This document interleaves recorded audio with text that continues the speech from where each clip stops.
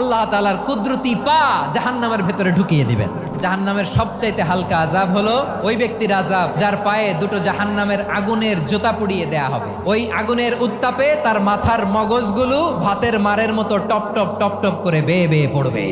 এইটা যদি সবচেয়ে লাইট পানিশমেন্ট হয়, সবচেয়ে হালকা পাতলা সহনীয় আযাব যদি হয়, তাহলে ভয়ঙ্কর তোমার আযাবের কি অবস্থা হবে? জাহান্নামের অবস্থা এত ভয়ঙ্কর হবে, জাহান্নামের ভেতরে লক্ষ লক্ষ কোটি কোটি কাফির মুশরিককে দেওয়ার পরেও জাহান্নাম বলবে হালমিম মাজিদ, আরো আছে নাকি, আরো দাও, আমার ক্ষুধা নিবারণ হয় নাই। জাহান্নামে তো উত্তপ্ত হবে, জ্বলন্ত হবে, ভয়ঙ্কর হবে। জাহান্নামের এক অংশ আরেক অংশকে খেয়ে ফেলবে। আল্লাহু আকবার। জাহান্নামের রক্ষী ফেরেশতারা কি করবে তারা নিজেরাও বুঝতে পারবে না। কোনো কিছুতেই যখন জাহান্নামকে শান্ত করা যায় না, আল্লাহ তাআলা তার কুদরতি পা জাহান্নামে ঢুকিয়ে দিবেন। দেওয়ার সাথে সাথে জাহান্নাম থেকে আওয়াজ আসবে, কাত বিইজ্জাতিকা ওয়া বিকারামিকা, আল্লাহ আপনার ইজ্জতের কসম, যথেষ্ট হয়েছে, আর লাগবে না। সুবহানাল্লাহ বলেন।